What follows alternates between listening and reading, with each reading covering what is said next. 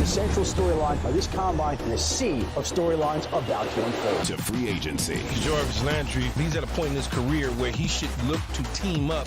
To the NFL Draft. We focus in on the quarterbacks. The draft is generally defined by those guys. The NFL season never ends. When it comes to talking sports, we'll be all you ever need. 104.5 ESPN Baton Rouge. Hunt and Hill.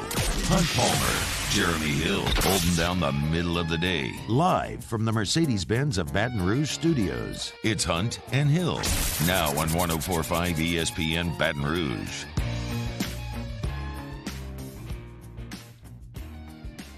Welcome in, Hunt and Hill, on a Thursday from the Mercedes-Benz Baton Rouge Studios downtown in the capital city. I am Hunt Palmer. He is Hill, Jeremy Hill, Casey Gaines, and Taylor Sharp back there on the ones and twos. Not a lot of positive stuff to talk about after last night, Jeremy Hill, so we're not going to do it right now. We will certainly get to all the reaction from LSU's baseball loss in Ruston last night, as well as the basketball loss up at Rupp Arena in Kentucky. But before we do any of that, as we did yesterday, we will toss things over to campus. Brian Kelly introduced his defensive staff yesterday. Today, the offensive side of the ball. We will join that in progress right now.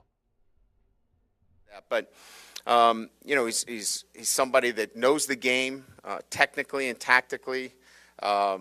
He's somebody that you want to be on your staff because he's got great communication skills. He's somebody that is well respected in this community and throughout the country. As a man, and I think what's important to know is he's a head coach. He knows ball on both sides of the ball, understands it, and that's important. So I want to be careful sometimes that we talk about one aspect of a coach, and certainly we all have our own strengths and weaknesses. I know I do, and I try to work on them, and we all do. But he's much more than just somebody that can recruit. That is part of what he's done, and he's done it at a high level. But he brings a great resume of experience as a coach, a teacher, a mentor to the staff. Our passing game coordinator and wide receiver coach, Cortez Hankton. And again, we all know about Frank's connection to New Orleans, where he was born and brought up. Cortez as well from New Orleans. Obviously the pedigree that Cortez brings is outstanding as a player and certainly an NFL player who had to make his own way. He was a free agent that had to earn his stripes. Nothing was handed to him. And that's what really attracted me to Cortez. He's earned it. He started as a volunteer coach, has worked his way up through the Ivy League coaching, and then obviously just this past year coming off a national championship at Georgia. I think what's even more impressive is the work that he does in the community. The work he does with young student athletes, those that are underprivileged, certainly the Cortez Hankton Family Scholarship Fund. He's other-centered. He gives back as well. And so not only do we have an outstanding coach, we have an outstanding person, somebody that's other-centered. He's got a great understanding of what we're doing in terms of developing our players on a day-to-day basis. He's seen it. He's had to do it himself. So it's just a great identification with our own players. And excited to have somebody with his skill set to, help us with what we're doing offensively as well. So extremely pleased and blessed to have Cortez with us. On the offensive line, Brad Davis returns, and couldn't be more proud to have him with us. And in particular, the work that he did in the interim in taking the LSU football team during that time in preparation for the bowl game. Short-handed, never complained about it, took it on, even though the circumstances were not the best. He looked for a positive in everything that he did on a day-to-day basis. and tried to make the best of it. And that's what you're looking for, is how do coaches handle adversity. It'd be easy to point the finger and it was somebody else's fault. That never was part of what he did on a day-to-day basis. He took on the challenge of that position and looked to make it as positive as he could on a day-to-day basis. And he's going to do the same thing and has done the same thing, and bringing our offensive line to the point where it can compete for championships. And I love that attitude about him. So it starts with his great positive attitude, and then an experienced SEC coach who's seen it, knows what it looks like, and confident that he's going to be able to develop our student athletes here to do that. He's from Baton Rouge. So, 3 coaches right there from the state of Louisiana that are obviously passionate about what we do here at LSU, and certainly will be great contributors in everything that happens here. Joe Sloan, 9 years at Louisiana Tech, was also the recruiting coordinator, so has a great understanding of the state. Also, from an offensive perspective, has coached the wide receivers and the quarterbacks. We all know Louisiana Tech's offensive structure and system, quarterback-centered, and Joe's a bright coach that really understands what we're looking for in our quarterbacks and the ability to develop quarterbacks. And that's really what this is about. It's quarterback development. And then, again, as I mentioned, being in the state for as long as Joe has been, he's got great ties, great relationships, and understands the recruiting process throughout the state. So, when you're talking about those 5 guys in particular, again, as we talked about yesterday, great ties to the state of Louisiana, great experience, a great team in terms of each one of them complementing each other well, and led by an experienced offensive coordinator. Pretty exciting. And we've got a great group of experienced analysts. Trent Miles, who's a former head coach, John McDonnell, who's a veteran offensive line coach, Carter Sheridan, who returns with us, and we know about the many years that he was with the Saints and has been here. Again, another coach from the state in New Orleans. Terry Malone, who, again, spent a number of years with the Saints. He's been an offensive coordinator, has coached tight ends, offensive line, just a great deal of experience. Dean Petzing, who many of you don't know but was with me at Notre Dame, just a bright coach that, brings so much to the day-to-day operations that we need at our, from a football perspective and preparation at LSU. A couple of other guys that we have mentioned that are really important to us. Our director of advanced scouting is Jim Hoffer. Jim's a former head coach at Cornell, Buffalo. He's been in the SEC. We're excited about his ability to be on our staff and use his experience from that perspective. Lester Erb was at Iowa, just recently at Rutgers. He's been in the NFL. He will be the analyst in special teams as well. So just really excited about the staff, its makeup, and then, again, as we've talked about, experience, recruiting, winning coaches, the ties to Louisiana, the commitment to pulling our base, all of those things coming together as really the most important things in terms of putting the staff together. So, as I stand here before you today, we've got a lot of work to do, but we're excited about the challenges in front of us and developing the players here at LSU, and we'll get a chance to do that for the first time when we talk about football in itself. In March when we begin our spring practice. So with that, I'll open it up to some questions, and then we'll get to Coach Denbrock. Anything from yesterday that stands out other than parking news, I'll be happy to answer, and then we'll move on from there. That was a joke. God, it's a rough crowd. I'm going to have to tone it down with you. Yes. Hey, Coach, Jacques Doucet, WAFB TV. Talking to your assistants yesterday, they all mentioned how excited they are to get on the field with the guys and start spring football and whatnot. You being a first-year head coach for the first time in a long time, how excited are you to get out there with this team and start to mold it? Yeah, I think for me the process is about, really building the right traits with the group as we get an opportunity to be around them more and more. And whether that is actually when you put the helmets on, or whether you're having dinner with them, or you're meeting with the leadership group, or you're in the weight room with them, to me that's one of the same. There's tackling, there's route running, and all of those things that are football related that are important as well.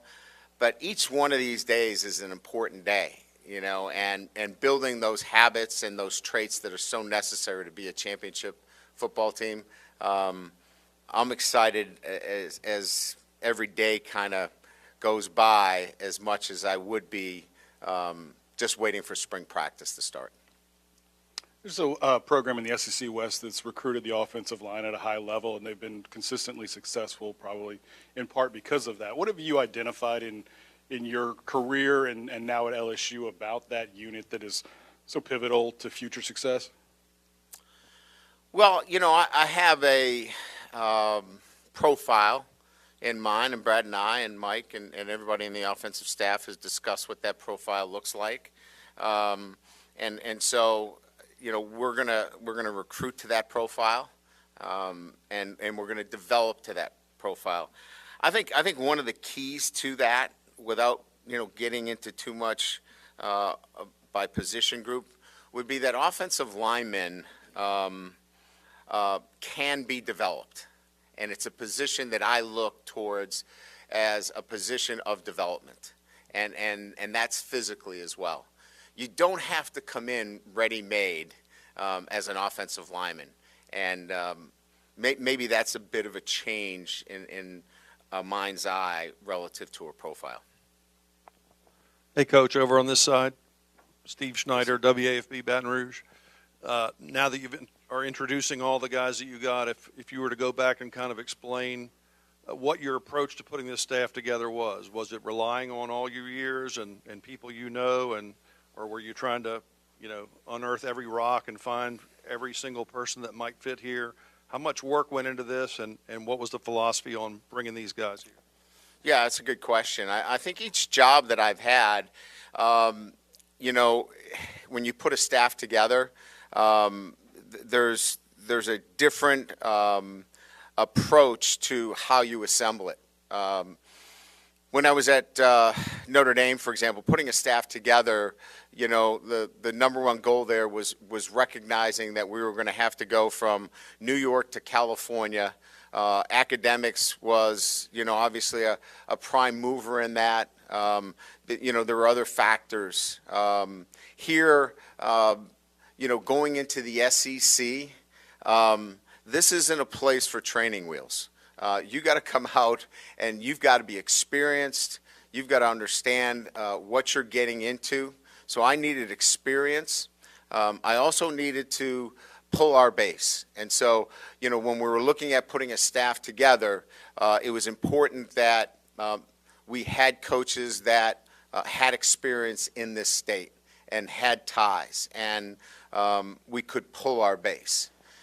And then I think finally I pulled from my own kind of relationships that I've built over 30 plus years. I relied a little bit on some relationships that Scott Woodward has in his network and his administration at LSU.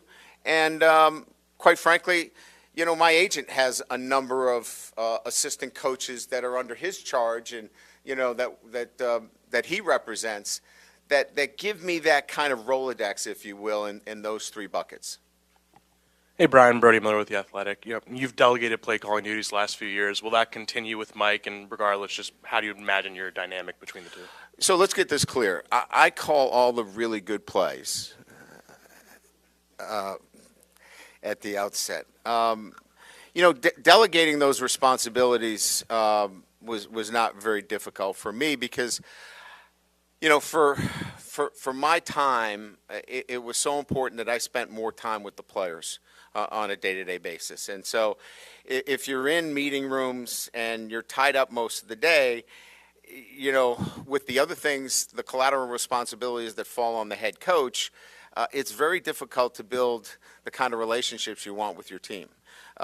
So it allows me to be in the training room. It allows me to be at meal. It allows me to do other things and build those relationships with our players. Now, look, I'm still responsible for the football. The head coach is responsible. So this is not a detachment from anything. I'll meet with our coordinators. I'll be in offensive meetings and defensive meetings. But there's a difference between full detachment and still as the head coach, be responsible for end-of-game situations, timeouts, appropriateness relative to fixing things, as they go, and I'll still be involved in those things.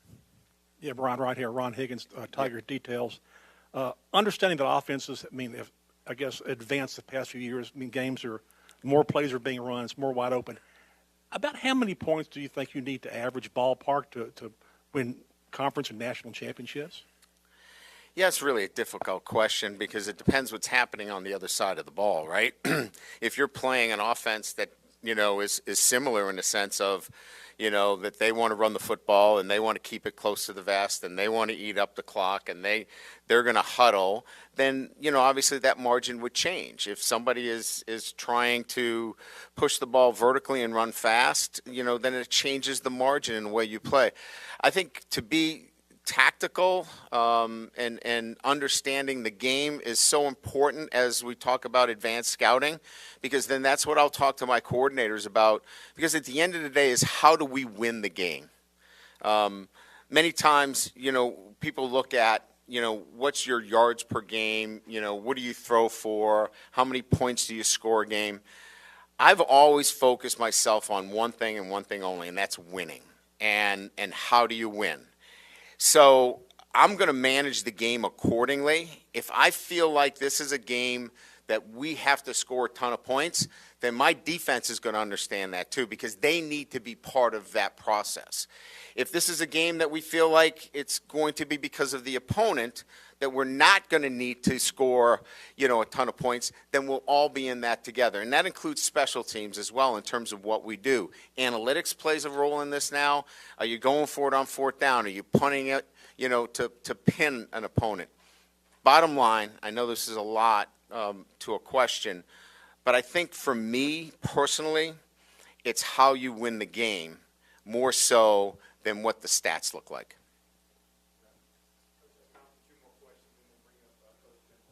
Is the Denbrock as a DC thing, is that a good story? Do you want to share it? It was a great story. He was energetic. I thought he, for the most part, handled a transition when, I was a young coach and I was the defensive coordinator. So, think of all those guys that were former defensive coordinators that took over and he was the first defensive coordinator. That's usually not an enviable position to be in. And we were still friends after that. One of the things that you said that struck me when you got hired was that you thought you were analyst heavy. And to me, that's like a kid saying he's got too many toys, right? So are you in a sweet spot now? Do you feel like you have the right mix and the number that you want? I do. And I think, what we wanted to do is, back up the positions with the experience necessary. And quite frankly, we used analysts, we've moved them into the recruiting field as well. So some of the analysts that were in football now are in the recruiting field. I think we needed to, address that in a sense of what I felt more comfortable with in moving analysts into those roles as well. Great. Yeah, I'm sorry, we got one more here. Yeah. Yes, Shay Dixon with 24/7 Sports. Kind of a common thread in a lot of these hires is they've won or competed for championships at high school to the NFL to college, different levels. When you have that many guys who've had that sort of experience, what kind of boosts does that give a staff or staff meetings or, however you go about that? They've been through it, so they know what standards are. So when we talk about setting our standards of expectations, they know what a high standard looks like, and they know how to demand that, but demand it in the right way. And so I think what it means is that we come at it from a same perspective, that if we see something that is not up to the standard, that we don't have to wait around for me to address it. It's already been addressed because they've been through it. They know what winning looks like. And when you know what championships look like and you know that you've been down that road before, you're not going to let those standards slip at any time. Hunt Palmer and Jeremy Hill. It's Hunt and Hill. That's LSU head football coach Brian Kelly, about to introduce his entire offensive staff. Mike Denrock will take some questions as well. That'll be all the live video or audio that we carry for you. Michael Cobble will join us in the second hour after he has spoken with all the members of the offensive staff, and we'll kind of get an update from Cobble here. Do I need to go to a read here, Casey, or are we good to go? Let's go to Sync Wellness. Always tell you about Sync Wellness every single day. IV Hydrations over there. No longer just for the sick. Many health-conscious people are taking advantage of the amazing benefits of the IV nutrient hydration, and Sync Wellness has set the bar for IV nutrient hydrations in Baton Rouge and surrounding areas. They've got stellar service. They've got an expansive menu. These are just a couple that they have. They've got immune support IV. They've got a performance and recovery IV. They've got hangover relief. That's just to name a few. They're ready to meet all your needs. So give them a call or download the Sync app for easy booking. Yeah, Sync has all the professional products to help you stay well and keep your immune system strong. One of their most popular items is their pharmacist-created immune pack, conveniently packaged with vitamin D, vitamin C, and zinc in the doses you need to stay well. They also have their immune support IV hydration pack with vitamin C, vitamin B, and zinc. And if you're feeling too ill to walk into their suite, their registered nurses will administer your IV curbside. SYNC, Sync Wellness at synkwellness.com. In times of need, get a full list of phone numbers, websites, and other important emergency information on the Demco Stormwatch page at 1045ESPN.com. Dad!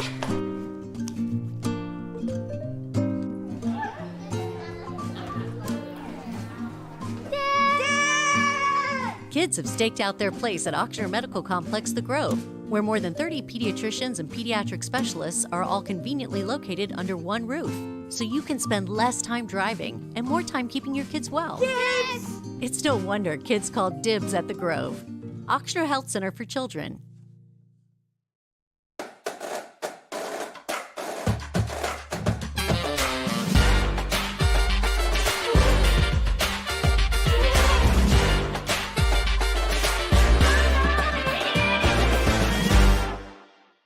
Bayou Ford has 0.9% for 60 months on new Ford F-150 plus $1,000 bonus cash. All new Bayou Ford vehicles come with a 1 million mile warranty. And right now, get $1,000 bonus cash plus 0.9% APR for 60 months on new 2021 Ford F-150. The crew at Bayou Ford is going to do right by you. Gulf Coast Office Products is a nationally recognized Savin office equipment dealer based right here in Louisiana. Over 100 employees strong, Gulf Coast has the boots on the ground to support all vertical markets, from education, engineering, legal, and finance. With the latest in office technology, from desktop to production segment units, Gulf Coast and Savin have the perfect fit for you. Call 225-756-2644. That's 756-2644 for Gulf Coast Office Products. I've been doing business with Luba for 25 years. They're dependable, trustworthy. It's just the attention to detail with our clients. Our folks have years and years of experience. They're highly trained professionals. But many companies have that asset. What I'd like to think makes Luba a bit different is that we use those talents in a way that truly is dedicated to serving the needs of the folks who depend on us. Are you a licensed contractor? There's lots of good contractors in Louisiana doing work the right way, but unfortunately, too many unlicensed contractors are working outside the licensing requirements. Working as a contractor in Louisiana requires a license for the company doing the work. The Louisiana State Licensing Board for Contractors wants to help you get licensed to allow you to conduct work legally. It's not difficult to get the license. We can help you. Go to lacontractor.org for more information. Licensed contractors, it's the law. Eli's always been into grilling. It took us a while to see it, but the signs were there. What are you doing, Eli? I knew grilling was my thing. I have been talking about it throughout my career. Happy with the results? I am. Got the new grill from barbecueguys.com. It performed great. My advice, as I always told my boys, do more. Echeverry here. Join Tommy Chrysan, Skip Burtman, and myself for Hold the Rope with Skip and Keno this Sunday from 7 to 9 p.m. when our guests will be John Brady from LSU Basketball and Ken Trahan from Crescent City Sports. Hold the Rope, Sunday, 7 to 9 p.m., 104.5 ESPN Baton Rouge.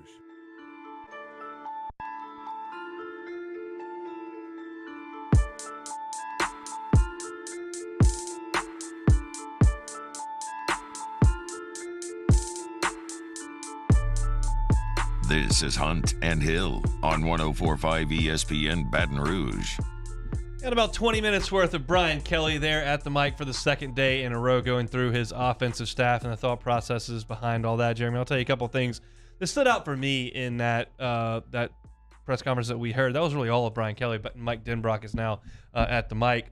Is that Kelly said that he had no problem delegating the defense to the defensive coordinator, the offense to the offensive coordinator, and in being involved in the meetings, but he finds that his best attribute as a coach is forming relationships, being in the training room, being one-on-ones with his players, and kind of being ever present in the building, not necessarily working on game plans all the time, which I think is a great thing for a coach to say. We've seen coaches say that and not necessarily do it, but it's a good starting point, and I think he's got a track record of proving that he'll kind of stay out of their quote-unquote way and just be there to support, oversee, and kind of overrule if they need to. Yeah, he has a wealth of experience at coaching at the level of college football, from Division II level obviously to Division I level, and now he's in the SEC, and it just ups the stakes, it ups the ante, a lot more attention, a lot more at stake, and so he's doing everything the right way. And I think for me, seeing him take that CEO approach, if you're not going to be calling the plays, and there's probably no need for you to be in every single offensive meeting for the whole throughout the whole process of it. You can kind of dip your feet in a lot more pools of water and kind of poke your head in some of the defensive meetings, the special teams, and just kind of be, like you said, ever present in that building and really making sure everything is running smoothly. So I'm glad he's doing that. Like you said, sometimes other coaches, they want to kind of have their hands stronger in certain things than they probably should have, and kind of let the coaches they hire kind of do their job. I'm glad Coach Kelly's kind of doing this thing the CEO way and making sure everything's run the right way. Can't do that unless you got really good coaches around you, and the assumption is that he's done a very good job of surrounding himself with really good coaches. Again, we'll talk with Michael Cobble in about an hour from right now after all this has been put to bed over there on campus, and we'll get a feel for everything that was said while Cobble was around. The other thing that I took from Brian Kelly, this is something that he mentioned, and I don't know if he got specifically down to it or if people kind of just read tea leaves, but it's very obvious when you hear him talk about the way he's going to recruit offensive linemen. It was the first thing you brought up when we talked about Brian Kelly as a candidate, was how good the linemen were. It sounds to me when he says you can develop offensive linemen, there can be a work in progress when they get here. It sounds like the days of recruiting 335-pound 18-year-olds to come play at LSU are over in the Brian Kelly era. He would much rather have a 290-pound mobile offensive lineman who's 2 years away from playing, that grows into his frame and his body, than have a guy that you've got to consistently get in shape and move forward. LSU has had fairly good offensive lines over the last few years, not necessarily cranking them into the pros at the rate that some are, considerably Notre Dame, but I think that's a profile he's going to recruit to. Yeah, I think so. And you see guys like Will Campbell who fit that mold to perfection. And I think for this landscape of college football, with everything being a lot more spread out, defenses like Alabama, they're going smaller, they're going with more athletes on the field.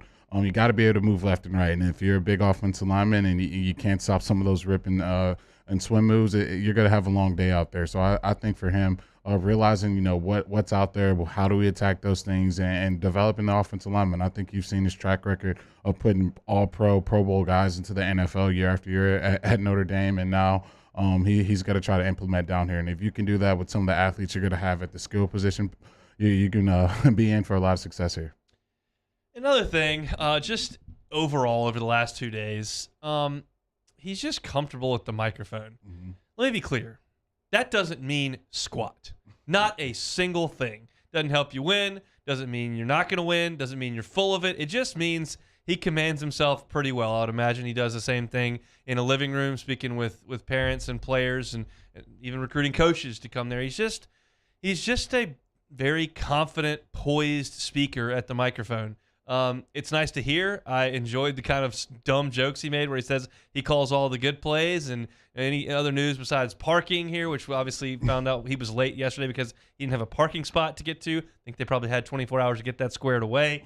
But doesn't mean anything. I'm just telling you that as a person who has to listen to a lot of press conferences, who pulls nuggets for lots of press conferences, and I've been very clear on my stance on, it doesn't really matter. More often than not, if you say something, it's not great, and that's better for us on the content side, not as good for the brand of the football program. It sounds like he's just kind of got his ducks in a row, and you're going to get, deflected answers when they're intended, and when he wants to really dive in and talk about some things, like when they asked him how many points you have to score, and he went through an entire litany of reasons. If we need to punt and the analytics tell us we need to pin this team, or if we need to score a lot of points, the defense is going to be aware of that because things might go a little bit more quickly. That was an in-depth answer. It just sounds like he knows when he wants to dive in and really give the answer, and when he doesn't need to say anything, he just won't say anything. Yeah, been there before, done that before. Yep. You can tell he's has the experience, and I think for me, where he shocks a lot of people, you see him like some guys say, you see him at Notre Dame, you see him on TV, and then you kind of see him in person to see how he operates. It's a totally different dynamic, and I think he understands that. He tried his little toying with the Southern accent. I don't know if that worked out well for him, but he gets it, and I think that's what you want to see as the head ball coach at LSU, just someone who understands everything that's at stake, running that program the right way and getting players that want to play for LSU. We're getting a lot of those boxes checked right now, so a ton of work to do, but I like where it's progressing right now. Yeah, for sure. There's no doubt about that. So Brian Kelly spoke earlier. We carried that at the top of the show. Mike Denbrock speaking right now. I think the rest of the offensive staff, Cortez Harrington, Brad Davis, the whole crew is going to speak with some members of the media. I'm not sure how it's set up, but I do know that Michael Cobble is there for Channel 2, and he will be with us an hour from right now at 1:30 to kind of recap anything that was said while we weren't locked in here on Hunt and Hill. We still got a ton to get to over the next hour and a half. We will talk basketball in the second hour at 1:30, at 1 o'clock straight up. Talk about what we saw last night in Rupp Arena as Kentucky beats LSU 71-66. When we come back, not a very good night weather-wise or baseball-wise for LSU up in Ruston. Our reaction to the Tigers' first loss of the season next on Hunt and Hill. Holding down the middle of the day. This is Hunt and Hill. Our listeners fire off their opinions on the jimsfirearms.net hotline at 499-1045. Keep listening for your next chance to shoot us your thoughts with the jimsfirearms.net hotline on 1045 ESPN Baton Rouge. At All-Star Toyota, you get it all. If you're in the market for an all-new Toyota vehicle, come see our friendly and knowledgeable sales team at All-Star Toyota. Located in Baton Rouge at the corner of Airline and Goodwood, we've been serving our community since 2005 by offering a large selection of new Toyota cars, trucks, and SUVs. Get behind the wheel of your dream car and take a test drive at All-Star Toyota today.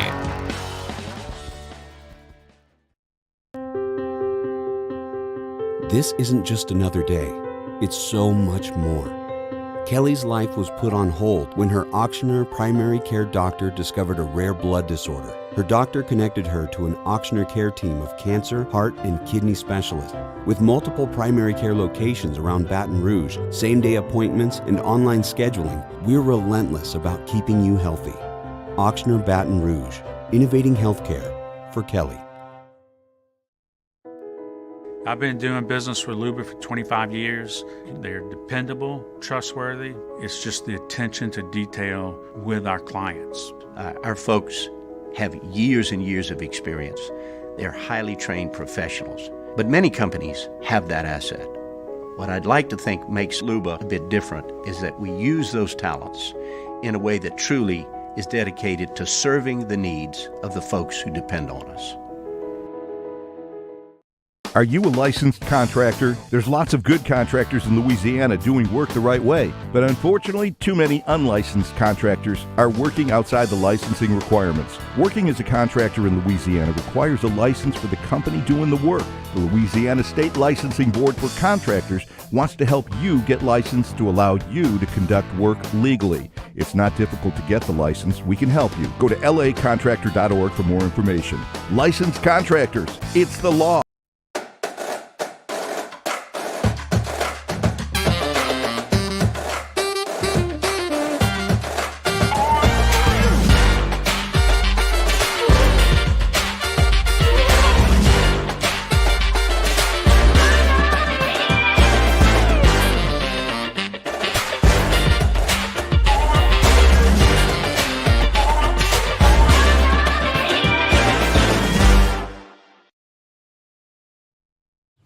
Eli's always been into grilling. It took us a while to see it, but the signs were there. What are you doing, Eli? I knew grilling was my thing. I have been talking about it throughout my career. Happy with the results? I am. Got the new grill from barbecueguys.com. It performed great. My advice, as I always told my boys, do more of what you're born to do. Barbecue Guys, for those who were born to grill. You want cheese on your burger, Pops? I'll take a little cheese. Gulf Coast Office Products is a nationally recognized Savin office equipment dealer based right here in Louisiana. Over 100 employees strong, Gulf Coast has the boots on the ground to support all vertical markets from education, engineering, legal, and finance. With the latest in office technology from desktop to production segment units, Gulf Coast and Savin have the perfect fit for you. Call 225-756-2644. That's 756-2644 for Gulf Coast Office Products. There it is, the extra mile, on the border of expected and extraordinary, for those willing to go further, like vans customized for work or play, with safety and tech to keep you connected, supported by a 5-star sales, service, and finance team, and backed by the 1-star you know. So go the extra mile. It's never crowded, because so few have what it takes to go there. Mercedes-Benz Vans.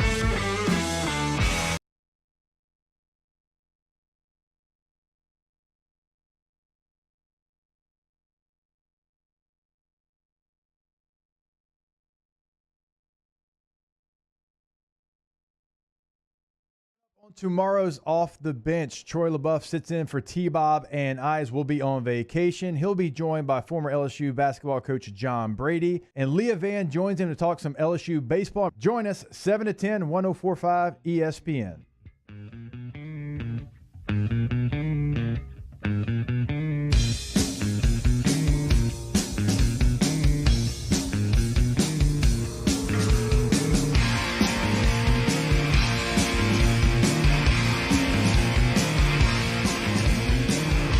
Hunt and Hill, 104.5 ESPN Baton Rouge.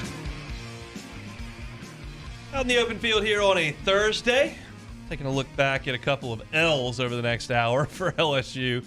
First, on the baseball field up in Ruston, LSU goes up to the Love Shack. 11-6 is your final. Number 15, Louisiana Tech, over number 2, number 6, number 8, whatever you want to use for LSU. But it was a top 20 matchup, and Louisiana Tech came out on top. Louisiana Tech played better than LSU in every facet of the game. They pitched it much better. They defended phenomenally, and LSU was a disaster. And they swung the bats better and deserved to win absolutely. They did catch more breaks than LSU, I thought. The infield hits were huge in the first 2 innings.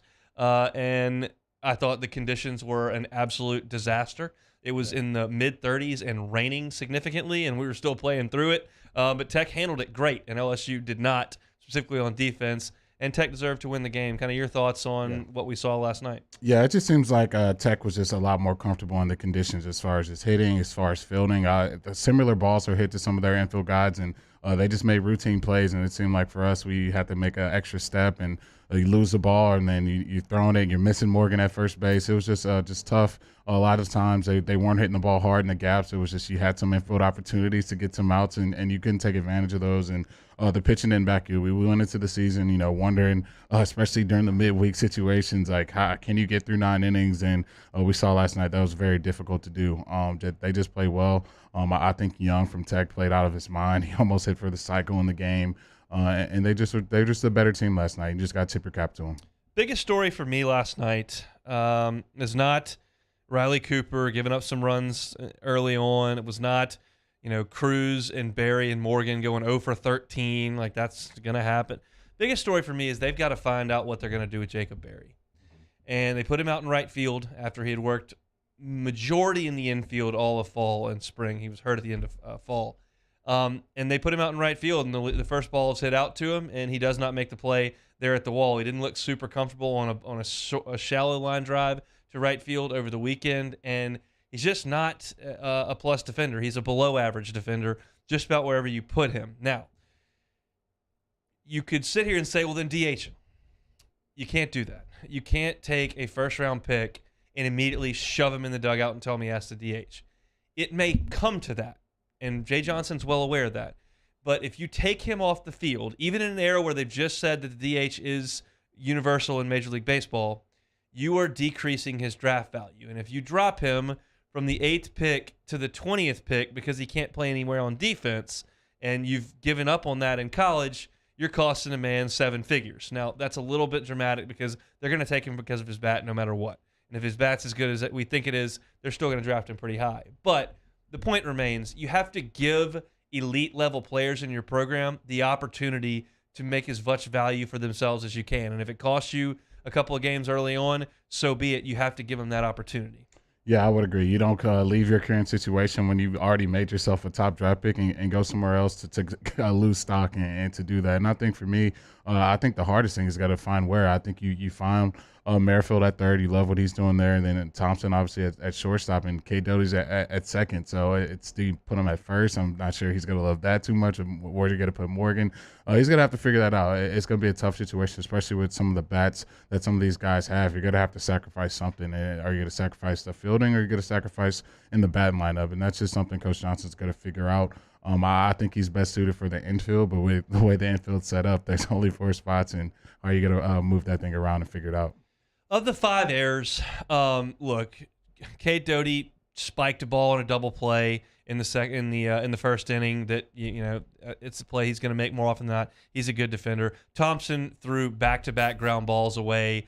Look, that's a California kid. It's 35 degrees and raining. Like, it's just, I get you if you're listening and you're of the mindset they're playing it too. We got to be focused and make plays. And I'm with you. They need to make the plays. It's important.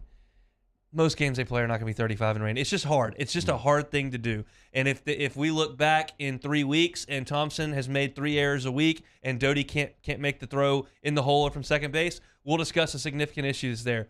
I'm going to go ahead and sweep that one under the rug when the conditions are that bad. It's just not what you're used to, and it's hard to get your body up and moving, especially when you're standing out there for extended periods because Tech's swinging the bats well and getting hits and doing their thing. It's tough. So defensively, I didn't think it was a disaster, but hey, how about Braden Joubert comes back and pumps another one over the right field wall? Yeah. I really think that you've got 5 guys you're really comfortable with the 3 guys who could be All-Americans, with Doty who could be an All-American. We love Dugas in there. Joubert is kind of fitting in right now, and that'd be another lengthening to this lineup. I thought he looked pretty good at bat last night. Yeah, he did. He just looks really good from the left side of that plate, and he's doing a phenomenal job. I think we all know going into the season the first 4 guys are going to be dynamic, and they're going to be a handful to deal with for opposing pitchers. But you getting Joubert, obviously he got that kind of Wally Pipp situation where you probably wouldn't expect it to be the DH going into the season, and he's stepped into those roles and filled them amazingly. So if he can keep that consistency, we know those other bats are going to be consistent throughout the season. The bad lineup isn't going to be an issue. And you still scored 6 runs in this game where, they were really dominating you, but the bats were still there. So you got a lot to look forward to with the bad lineup this team has. For sure. On the mound last night, you could argue that it's a good night to pitch because it's freezing cold and tough to swing the bat. Either way, Paul Gervais comes in the late innings and gets a strikeout. He has looked totally in command in his early outings. They went to Razelman to try to get out of the bases loaded, nobody out jam. He was struggling a little bit to find the strike zone. He threw a wild pitch and got 2 outs, also allowed 2 hits. One was a back up the middle off of him. But Gervais came in and put out the fire with a good breaking ball. I'm comfortable with Razelman. I know what we've got in Fontenot. I think Gervais is another guy that I can look to say, hey, that might be a guy at the back end of the bullpen. That was somebody we identified pretty early, and I think he's got a pretty big role. Yeah, he did. He seemed to be the most consistent with his finding the strike zone last night. A lot of those guys, it seemed like, especially when runners got on, it's just we couldn't throw strikes, and they were getting favorable, batting lineups for them to go through. And I think for me, Gervais, he's really been that guy that you really feel like can get outs consistently, and that 6'10", 6'11" presence, I should say, on the mound. It's really fearful for some of these batters, and he's definitely been consistent as well. And the last thing, I will be transparent here. When we got to the late innings, the last 2 innings of this game, LSU basketball had tipped off. That was going on. I was feeding Myers a bottle, so we had a lot moving at the Palmer house at that point, and we were getting crushed, so I wasn't locked in to every pitch of the baseball game. But I did see Grant Taylor did come in because I noticed his windup and said, wait, I don't know who that is, identified him, and I didn't see the gun. Jay Johnson was on the morning show today and said that Grant Taylor was up to 97, 98 miles an hour last night. I did not know that. I did not know he had that in the tank. He is a freshman, but he threw 2 innings, and in those 2 innings, he did strike out 4. So that's very encouraging. If your fastball in 35 degrees is up to 98 miles an hour, that's a gun. Yeah. So let's hope that there's more in that tank. He obviously gave up the home run to Taylor, who was just unconscious, but was pretty good for the rest of his 2 innings of work. So I think that's something to build on. Look, we gave the dissertation on the midweek games last night. Tech's a good club. They totally outplayed you last night. One of those, you get back on the bus, you come home, and you got to go back to work this weekend for 4 games. It sucks to go up there and get beat handily like they did. They did fight back from down 5-0 and get the tying run to second base, but then the bullpen kind of let go of the rope there in the 6th and the 7th innings. Yeah, that 6 and 7 was rough. You saw the errors start to pick back up in the 6th. They start getting a lot more momentum. But in a game like this, I doubt they'll play in these conditions again. And not on top of that, being on a turf field, I don't know how many more turf field matchups they're going to have for the rest of the season. So you kind of just chalk this one up. Just a bad night for the Tigers. Didn't play well, had too many errors. The bats were there a little bit, but not when you really, really needed them to kind of get that extra stretch run. It's a lot to ask for your lineup to score 11 runs in a game like that, but you just got to chalk it up. Tip your cap to La Tech. They played well last night. So back in action on Friday is LSU. They play Towson and Southern over 4 games this weekend, 2 games coming up on Sunday. So lots of action coming up, a lot of innings for LSU to work through over the weekend and get this taste out of their mouth. 11-6 is your final. We'll start talking about LSU and Kentucky in hour number 2. Michael Cobble interviewing LSU's offensive staff right now. He will join us at 1:30. When we come back, interesting story out of Athens, Georgia yesterday that I think might become a bit of a trend here as we move forward. We'll get to that to finish out hour number 1. It's Hunt and Hill. 104.5 ESPN Baton Rouge with Hunt and Hill. Always a pleasure to tell you about Bayou Ford. Over there in Laplace. Don't want to make the short drive to Laplace. We keep telling you BayouFord.com is your friend. You can also pick up the phone, call Ben Gagne down there, and he'll walk you through the process. As I keep telling you, over 50% of the customers who buy from Bayou Ford never set foot on the lot, and now up to 75% are customizing their vehicles. It's a big investment for you. You want that F-150, you want that Explorer, you want that Bronco, and you want it exactly the way you want it. That's okay. They can do it for you at Bayou Ford, and the turnaround time for those vehicles is as little as 60 to 90 days. That's very little time to wait. They'll get you a loaner if you need one in the meantime. You don't have to worry about going down to the dealership. Bayou Ford has 6 full-time drivers. Their only job is to deliver your custom vehicle right to you. All you got to do is go to BayouFord.com. They're going to do right by you. We opened up the playbook and expanded our coverage. Listen daily in high definition on 98.1 HD2. We are 104.5 ESPN Baton Rouge. Follow us on Twitter at 1045 ESPN to cast your vote in the Citizens Bank and Trust poll of the day. Vote daily inside Off the Bench, Hunt and Hill, The Early Line. And after further review, Citizens Bank and Trust brings you the poll of the day via Twitter at 1045 ESPN. There it is, the extra mile, on the border of expected and extraordinary, for those willing to go further, like vans customized for work or play, with safety and tech to keep you connected, supported by a 5-star sales, service, and finance team, and backed by the 1-star you know. So go the extra mile.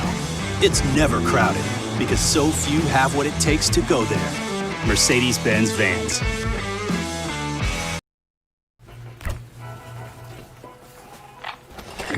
You know Miller Lite only has 1 more calorie, right? And more taste. Good choice. Before we begin any electrical work here, we perform a home safety check that begins at your electrical panel to make sure that you and your family are safe. For all your upgrades, installations, and repairs, call Mr. Electric. At All-Star Toyota, you get it all. If you're in the market for an all-new Toyota vehicle, come see our friendly and knowledgeable sales team at All-Star Toyota. Located in Baton Rouge at the corner of Airline and Goodwood, we've been serving our community since 2005 by offering a large selection of new Toyota cars, trucks, and SUVs. Get behind the wheel of your dream car and take a test drive at All-Star Toyota today. Service Mastery Elite create clean, disinfected work environments. As a local business, we take pride in serving the New Orleans and Baton Rouge areas. Our cleaning protocols follow CDC and OSHA standards for healthcare settings, offices, senior living, restaurants, and industrial plants. Contact Service Mastery Elite to get your operation ready for reopening with germ disinfection cleaning. Service Mastery Elite, the trusted choice in professional cleaning since 1996. Are you a licensed contractor? There's lots of good contractors in Louisiana doing work the right way, but unfortunately, too many unlicensed contractors are working outside the licensing requirements. Working as a contractor in Louisiana requires a license for the company doing the work. The Louisiana State Licensing Board for Contractors wants to help you get licensed to allow you to conduct work legally. It's not difficult to get the license. We can help you. Go to lacontractor.org for more information. Licensed contractors, it's the law. If home is where the heart is, a roof is a shield. That's why for over 25 years, South Louisiana always turns to Garcia Roofing and Sheet Metal. For more information, visit Garcia Did My Roof.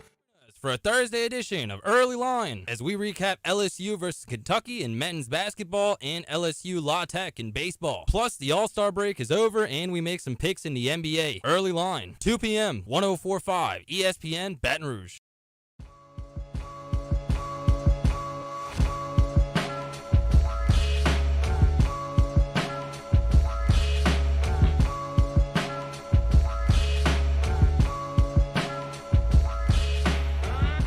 Hunt and Hill, 104.5 ESPN Baton Rouge. I'm pretty good about separating the people from the players when you're talking about sports. I'm very open with the fact that I cheer for the laundry because I don't know who the players are. They may look one way to the media and act a totally different way at home, or you just never know. And I say that with an understanding that everyone I know who has covered Matt Luke, former Ole Miss football player, offensive line coach, interim head coach, and then the offensive line coach for Georgia the last 2 years, everyone who covered him said he was very open, very transparent, just a great guy, good family man, and they enjoyed being their time around him. And that's unanimous across the board. And so I have no problem assuming that that's the case. I don't really know. But with that assumption being made, Matt Luke did announce over the last 24 hours that he is stepping away from the Georgia football program for no other reason than I just want to spend some time with my family. Mm-hmm. And when I read this, I went, this is very not surprising because the hours that are demanded of college football coaches now are unfathomable to me. I just don't have it in me every single day to show up to the office at 5:45 and leave at midnight. And to grind film and call recruits and work through practice and go through meetings and study hall, like everything that's got to go into it. And then they had some time off kind of in the summers and whatnot. Nope, we got camps you got to run every single time. You got to do your evaluations. There's no dead period. We got an early signing period now, so we've got to be sure we got our ducks in a row. They get paid a lot of money. And Matt Luke has made $9 million over the last 5 years, which makes it possible to say, I'm out for a bit. But I wonder if this isn't going to happen more and more as the salaries go up and you've got to burn at both ends so bright that eventually, even in your young career, which Matt Luke's not an old guy, like I gotta step away. Yeah, I mean, he's 45 years old. You would think he has a lot of coaching left in him, but it's grueling, especially when you got a guy like Kirby Smart. It seems like he's very demanding. He's not going to let you come in there for a couple hours out the day and just chill and hang back.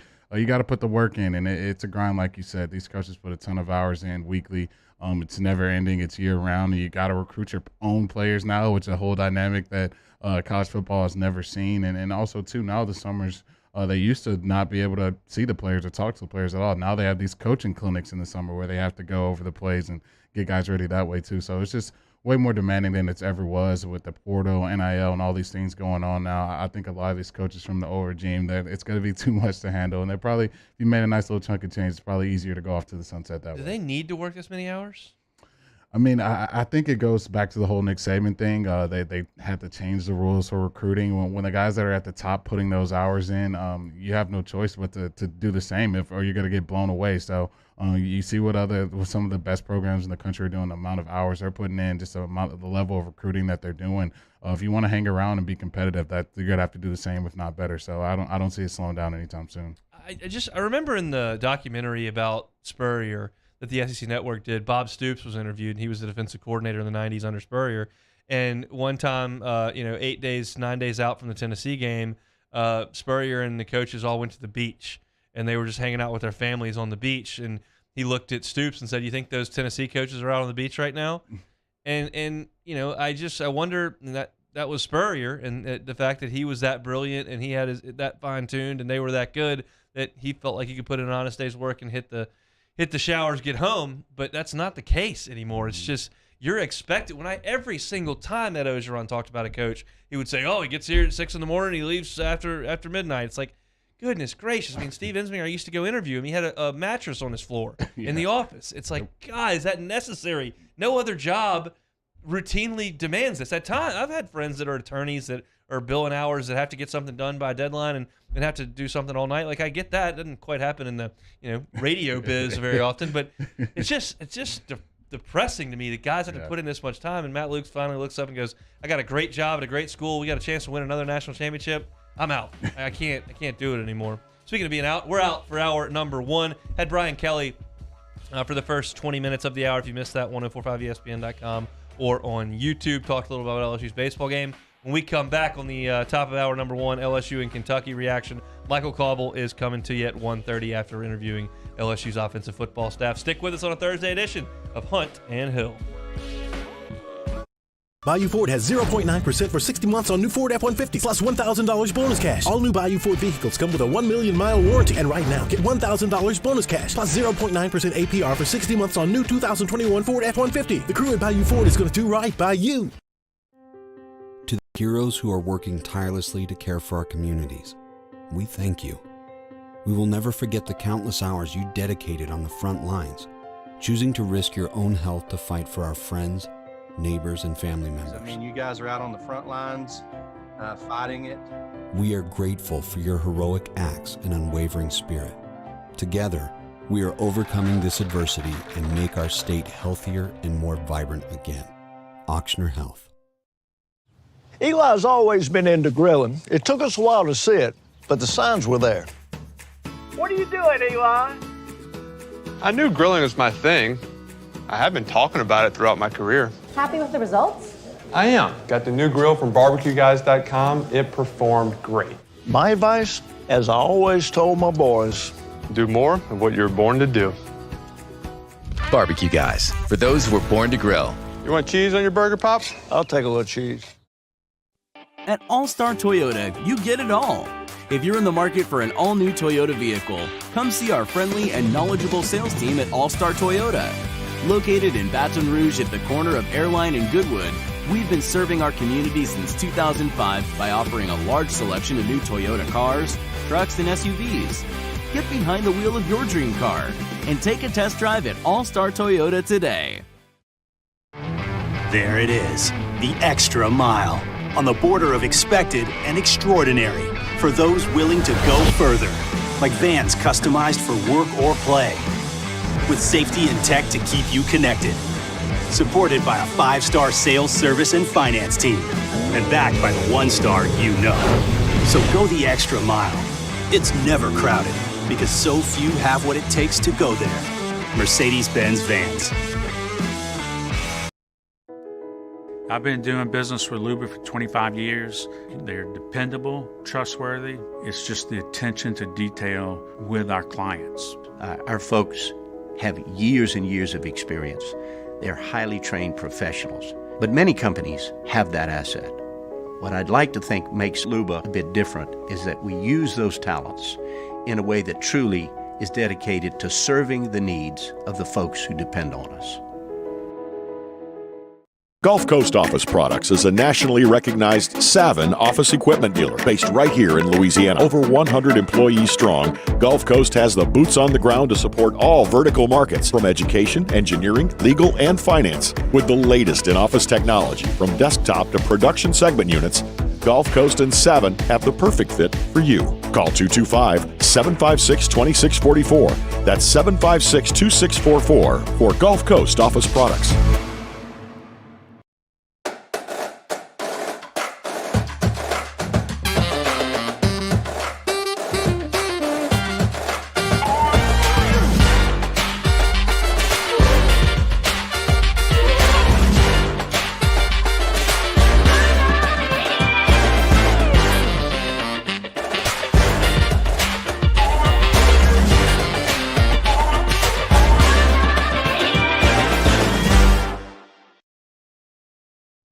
Gulf Coast Bank and Trust is giving our customers the power to bank anywhere, anytime during this challenging event. And we're right there with you. Our mobile banking app is a smart way to manage your money and time. Gulf Coast Bank and Trust, the bank that cares about you.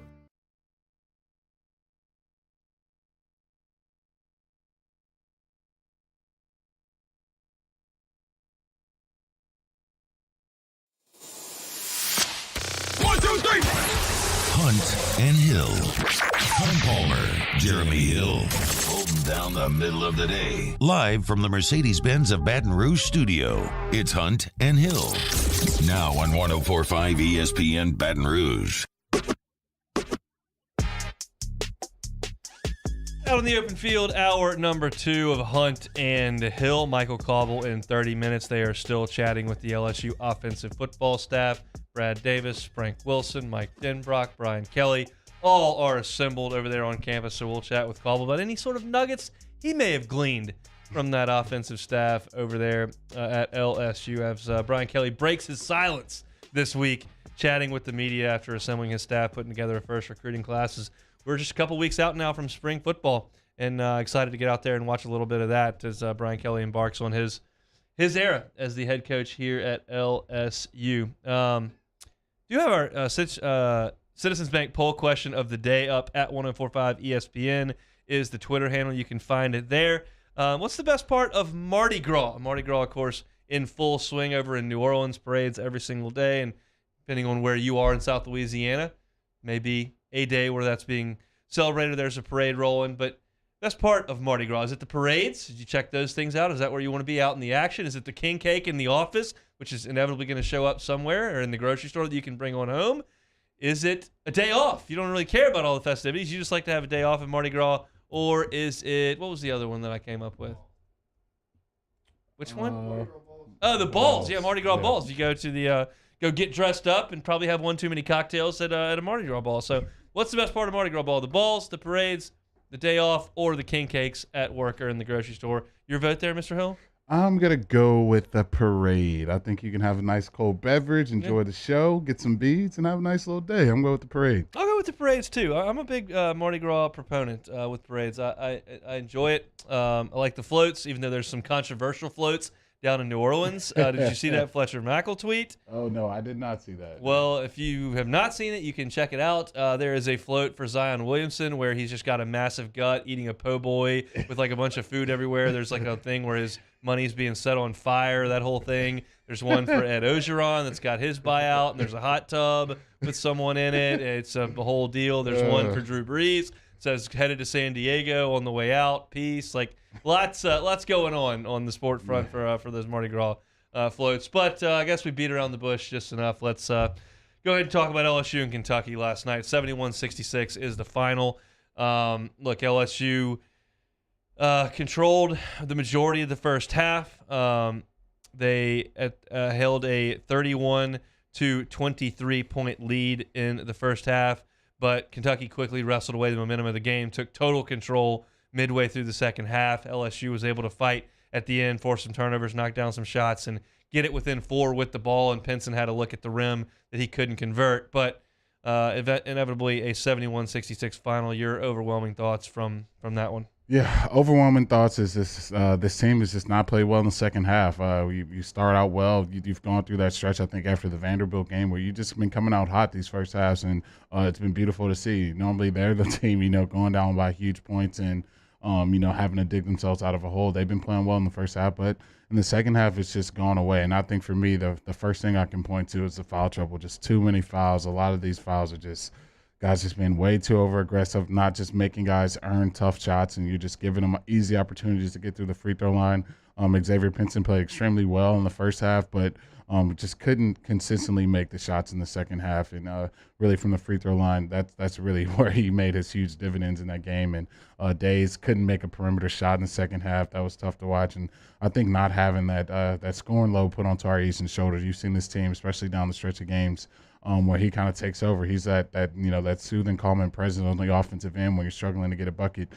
He can get to the paint, force some fouls, and obviously finish at the rim. He wasn't able to do that late in the game either. So it was just a tough loss. I like how they played in the first half, but I think going into that, we felt like Kentucky, even without Washington and Wheeler, they just probably be a little too much, which they were. All right, let me roll through the game action because we got a couple segments here to kick this one around and then do some big picture stuff. Look, the first thing you notice is that Wheeler and Washington weren't playing, and that's their starting backcourt. So the thought is, okay, they're going to go with Mintz and Grady. Those guys have played a lot of minutes over the last week, and they're going to have to play a lot this time. Turn the pressure up, get after them.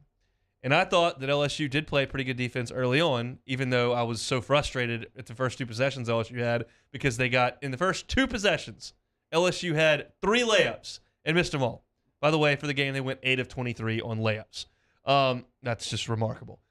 But Xavier Pinson took over the pace of the game like he can. And he was creating. He was getting into the lane, hit that up and under little runner shot. He hit 2 threes early. He was really kind of feeling good about himself and dictating the flow of the offense for the LSU Tigers. LSU at one point made 7 of 11 shots, and then after they missed one, Days hit a 3. And at that point, the lead was 10. Kentucky in the first half had no answer for LSU's defense other than Oscar Tshiebwe being an unstoppable force on the block.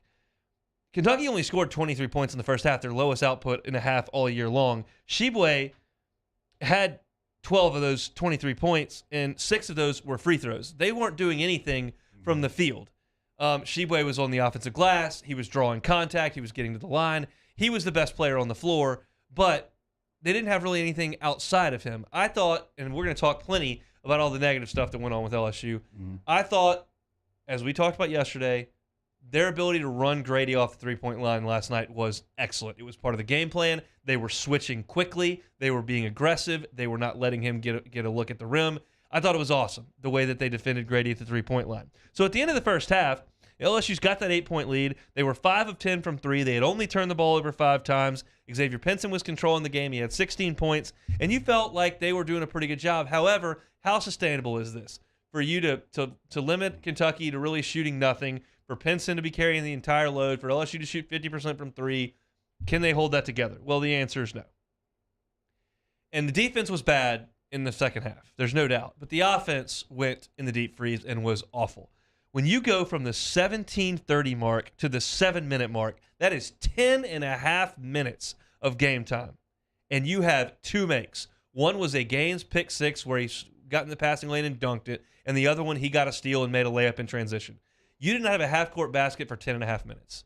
That's the problem, and it's not fixable in my estimation. There may be a day here and there where they shoot it well, but they're just bad on offense. And when they play a good team, it shows up. And a 10-minute span where you can't get a field goal other than 2 fast break dunks is a death sentence. Yeah, and to me, I think it's kind of been a consistent thing with this team, especially early out in the game. They can kind of suffocate you with their defense, really make you struggle. And then I don't know if they're getting tired in the second half. Maybe he needs to give some guys more minutes, but the defense takes a drop. And then to me, when Kentucky goes 2 for 12 from the three-point line and they come back the way they did, it just lets you know, like, what are we doing wrong here? And that's when you let Oscar Tshiebwe dominate you on the glass, when you continue to foul them time and time again and put them to the free throw line. It makes it tough to win a basketball game, and I've seen it all year with this team. and pressure, very tough situations. Who can you just get the ball to get an easy look or get to the free throw line? You really can't have that guy. Tari Eason has been the most consistent scorer all season, and a lot of times with his game, if he's not getting to the basket, it's tough for him to get a look off. So it's going to be something that ails this team. Even if they do make the tournament, they're going to have to just play extremely well defensively, and hopefully you get hot from the three-point line. But right now, it's too tough for this team to score in half-court set. Let's talk about Eason. What did you think? I'll just broad question. What did you think last night of him? Not normally what I see from him. Obviously, the fouls were a huge issue last night. Just not the normal Atari I'm used to seeing. So Jimmy Dykes talked about this, and I noticed it, and I have been pretty adamant. Like, I don't like to criticize effort because I think that's very rare where there's just not a great effort given. I don't know if effort is the word I would use. Demeanor and body language, 100%. He looked defeated from the second he got out there. I don't know if it was because Shibwe blocked his first layup. I don't know if it was because Shibwe was owning him on the glass. I don't know if it was because the officials were calling quick whistles and he was frustrated. I don't know what it was that triggered it, but he looked defeated for the entire time he was out there, which wasn't very much, I might add, because the fouls kept adding up and he had to sit. He only played 13 minutes in the entire game, and the whole time he was out there, I was like, dude, snap out of it. Like, what? And he's still really relying on that right hand, and most of the time he can get to it. He couldn't against this team. Shibwe was quick enough and long enough to deal with him, and they'd have help coming from the other side with a lot of length and athleticism. He was getting some shots blocked, and so Eason just didn't have the juice last night. I don't know what the issue was. Yeah. And this is something that I don't have a great answer for in terms of why, but in watching the game, it was very, very obvious. LSU, as I mentioned, was 8 of 23 on statistical layups. 8 out of 23. And Kentucky was 11 of 13, and they had 3 dunks. Kentucky was able to get to the rim and finish, and most of the time it was really easy. They were getting there. LSU couldn't finish around the rim. They're too small, they're too soft, they're not skilled enough. For whatever reason it is, they couldn't finish at the rim, and that's been a problem all year. Wade's talked about it, but it was glaring last night. Yeah, it was glaring last night. I think for me, you said it best. You go 11 for 13 inside the paint with layups. LSU had 0 blocks. Not one guy registered a block last night, and that's to me just showing you don't have that post protecting presence. You thought that could be Afton Reed. You thought the big 7-footer would be able to protect the rim without fouling. He just finds himself in foul trouble every game. Tries to keep his hands up. He tries his hardest, but just not his strong suit. And I think for LSU, you go to the other side. Shibwe was just a load in the middle, 3 blocks, just holding the paint down, offensive rebounds, defensive rebounds. You don't have that presence inside the paint for LSU like that, like Auburn does with Kessler and like some of these other teams have. And you're seeing that on full display. Teams are just attacking the basket, and there's no penalty for it. Either they're going to get to the line or they're going to lay it in. And it makes it extremely tough to play defense the way you do, especially when you're switching everything. I did this on the podcast, and I'm going to do this here. And I'm going to be careful with the way that I phrase this. But LSU is overmatched at the basket, at the 5, in every game. And you can put blame a lot of different places. You can phrase it a lot of ways. It's my entire Twitter feed for almost the duration of the game. They just are. Mm-hmm. And when you're facing Shibwe and Castleton and Kessler and Bediako and even Jalen Williams at Arkansas, you're getting beat down there every single game. And it's just a reality. And it's not going to change this year. So that's as far as we're going to go there. There's no need to go any further, but it's understood, and it's disappointing, but it's a mismatch every time down the floor. It's fouls, it's blocks on one end that aren't happening on the other end. It's a lack of offensive production. It's situational awareness, the whole thing. They're just overmatched down there on the block, and that's tough to overcome. And you thought that was going to be licked with the group that you brought in, and it just hasn't been to this point. So LSU loses 71-66. Still more I want to get to. Big picture on this team and a couple things from last night, but I think that's a good start here. Still Michael Cobble to come here in 27 minutes from now. Cobble interviewing the LSU football staff, so we'll want to hear what they had to say once we left them. If you missed the open to our show, we had Brian Kelly for about 20 minutes on the microphone at the press conference. So if you want to go back and re-listen to that, you certainly can at YouTube or 1045ESPN.com. We'll take a timeout. Come back with a little bit more hoops. It's Hunt and Hill. Serving up the latest from the sports world. It's Hunt and Hill. College basketball is here, and the FanDuel Sportsbook app has an offer you don't want to miss. Right now, new customers can place their first college basketball bet risk-free, and if you don't win, you'll get up to $1,000 cash back. And Thursdays are a big day on the FanDuel Sportsbook. If you've downloaded the FanDuel Sportsbook app, they have got a payday here on Thursdays with the NBA on TNT. It doesn't matter if you win or lose. FanDuel will give every customer $10 back every Thursday. Just bet a $10 or more same-game parlay on any NBA on TNT game. The promo's right there. You don't have to go search out what games on NBA on TNT. It's right there. You can go check it out on FanDuel, and they will give you $10 added to your account if you place that same-game parlay. If you're new to FanDuel, just sign up with the promo code 1045ESPN and make every moment more this NBA season. Promo code 1045 ESPN. You must be 21 and present in Louisiana. Bonus is issued as a non-withdrawable site credit that expires in 7 days. Max bonus $10. Restrictions apply. See terms at sportsbook.fanduel.com. Gambling problem? Call 1-877-770-STOP. In times of need, get a full list of phone numbers, websites, and other important emergency information on the Demco Stormwatch page at 1045ESPN.com. There it is, the extra mile. On the border of expected and extraordinary for those willing to go further. Like vans customized for work or play. With safety and tech to keep you connected. Supported by a 5-star sales, service, and finance team.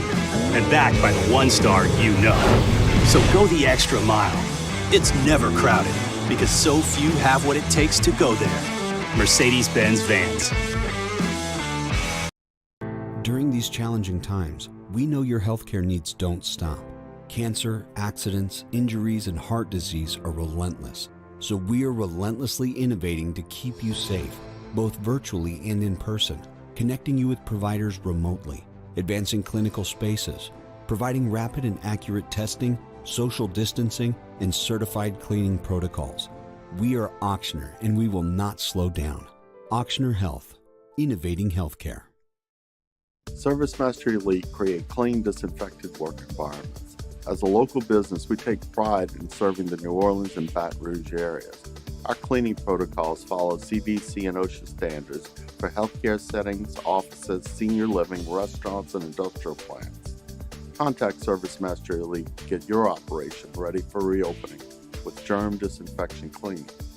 ServiceMaster Elite, the trusted choice in professional cleaning since 1996. Gulf Coast Office Products is a nationally recognized Savin office equipment dealer based right here in Louisiana. Over 100 employees strong, Gulf Coast has the boots on the ground to support all vertical markets, from education, engineering, legal, and finance. With the latest in office technology, from desktop to production segment units, Gulf Coast and Savin have the perfect fit for you. Call 225-756-2644. That's 756-2644 for Gulf Coast Office Products. At All-Star Toyota, you get it all. If you're in the market for an all-new Toyota vehicle, come see our friendly and knowledgeable sales team at All-Star Toyota. Located in Baton Rouge at the corner of Airline and Goodwood, we've been serving our community since 2005 by offering a large selection of new Toyota cars, trucks, and SUVs. Get behind the wheel of your dream car and take a test drive at All-Star Toyota today.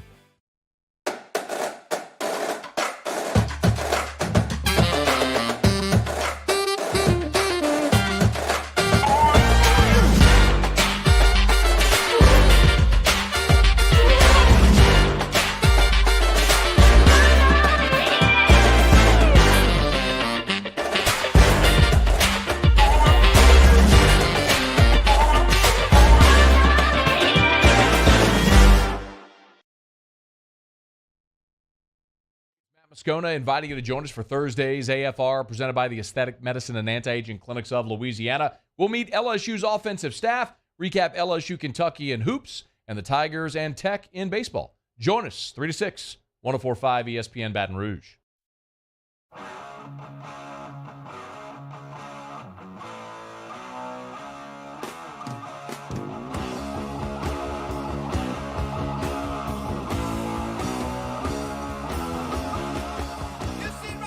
This is Hunt and Hill on 104.5 ESPN Baton Rouge.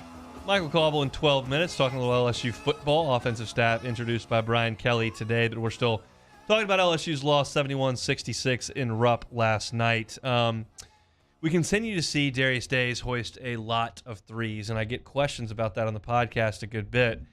And my answer to that is, well, Brandon Murray shot the ball 5 times last night. Tari Eason played 13 minutes. Who do you want shooting the ball? I mean, Pinson shot 20 times last night. So, and he was the offense. I mean, he got 26 points and 8 assists from Pinson. He's doing everything he possibly can. And it's not like Days is coming off and shooting fade away off the dribble threes. Every three he takes, his feet are set and he takes a comfortable three, and very rarely are they heavily contested. Is he shooting a good percentage? No. Mm-hmm. Can LSU get a better shot than that often? No. That's an indictment on the offense, not how good the shot is. But they're not going to get a much better shot than that. Like, I don't have a better – it's just an indictment on the offense, the sets they're running, as well as the players they got on the floor, that's as good as they can do. But I don't have a great alternative to that. Is there anybody at the 5 that you want to throw it down to on the block?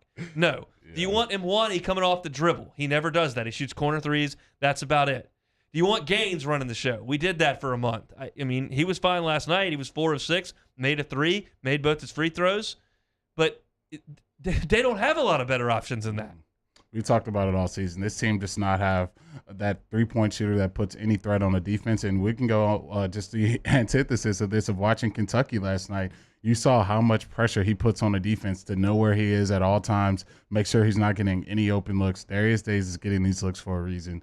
They're leaving him open. They'd much rather him shooting those deep outside threes and, let some of these guys get to the goal, or you're able to penetrate and dish it off to some bigs. Like, they're gonna rotate off those guys and give those guys looks time and time again until you make them pay. And for Days, he's had some good performances from the three-point line this season, and for the most part, he's had some really bad shooting nights. So we're gonna see that all season long. Teams are gonna continue to rotate off guys beating off the dribble and let us shoot from the outside, because we haven't made teams pay enough from a three-point range. So big picture, you're going to get better nights than Tari Eason than you did last night. You're going to get better nights than Brandon Murray, and when you don't get better nights from those guys, you're gonna lose. I mean, that's the way it goes. Their margin for error is not big enough where they can have 2 of their main scoring options go totally invisible and finish with 8 points. But what I feared in November has now totally come to fruition, because it took longer than I thought because of the injury. This offense is just going to run through Xavier Pinson, and he's going to have to do everything on the offensive side. He's going to have to dictate the tempo. He's going to have to set the offense. He's going to have to create for other people. He's going to have to score. He's going to have to do everything. And they're still pretty good on defense. They're not a good basketball team at this point, but they're good on defense. And that's going to keep them in games against lesser teams. They were overmatched last night, which is grossly disappointing to me, because we thought there was reason to believe that this team was a potential 2, 3, 4 seed in the NCAA tournament. And before you stop me and say there was no chance, it was a soft non-conference schedule, okay, wait a second. They dominated the non-conference schedule for the most part. They beat a good Wake Forest team. Then they came into Southeastern Conference play. They beat Tennessee straight up. They beat Kentucky on their home floor, and then they went to Gainesville and won in Gainesville, which Auburn just went there and lost. So at that point, if you look at this team that had gone 15-0 in the non-conference and had won those 3 games in the first 4 games they played in conference play, and already had the ability to say, yeah, this team's not going to finish above 500, they probably won't make the tournament, then God bless you. You're a lot smarter than me. Yeah. But I did worry about the offense, and now it has, for the most part, cratered.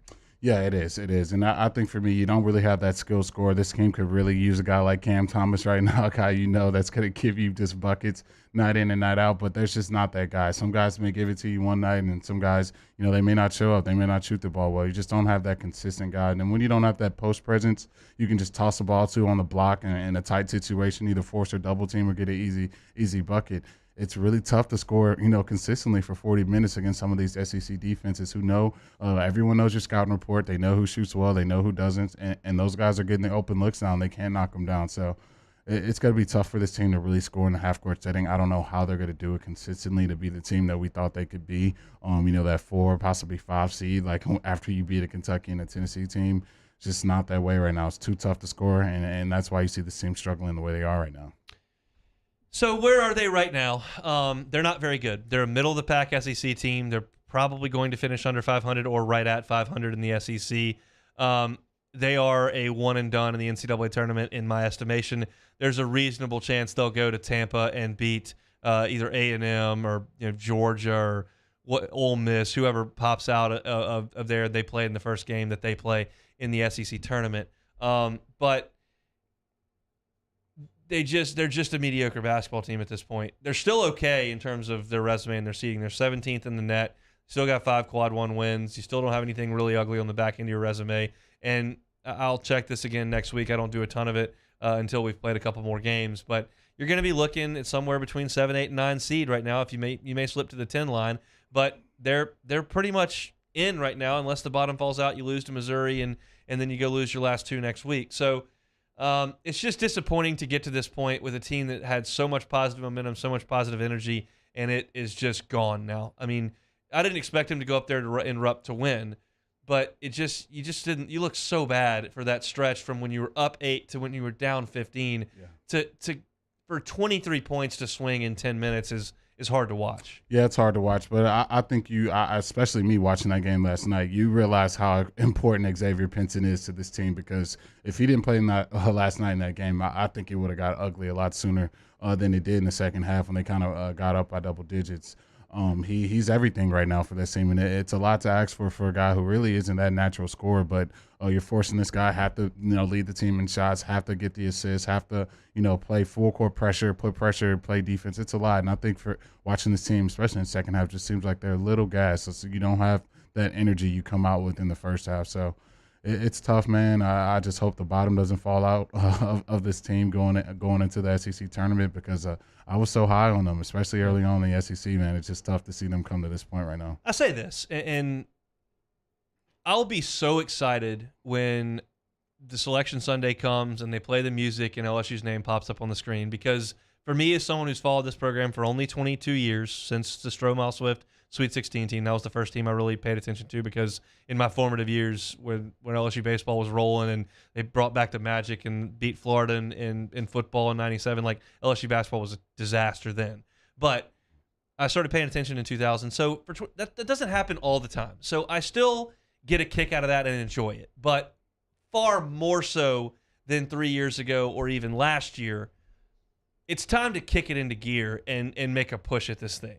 And yeah, 16-2 and winning the SEC is awesome, and I don't diminish that at all. And that team was great. They ran into a buzzsaw in Michigan State, and they didn't have their coach. But that was plenty good enough. That team was good enough. That season was good enough. That run was good enough. They were within 5 in Michigan State with 5 or 6 minutes to go in that game.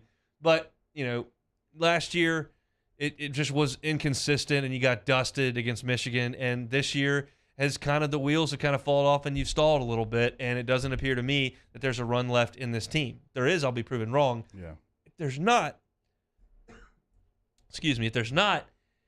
it's just a disappointment to put that out there after you've done so well for the first 2 months. And we've got to get to a point where we as a fan base, certainly Will Wade has long been there. We got to get to the point where as a fan base, we look at this and say, we're tired of being a 9 seed and leaving after 2 games. Like that, let's be a 3. Like that's what the goal of this program should be. And there's every reason to believe that next year is going to be a really solid basketball team. But we're talking about this one, and the bottom has kind of fallen out. And I just don't see the life, the juice, the energy, all that I saw in this team for 2 months while they were winning all those games. It just kind of feels like the air's out of the balloon. Yeah, you heard Coach Wade say that, and that's the last thing that I wanted to hear. But he's around the team every day. He's with them, coaching them, trying to get those guys better.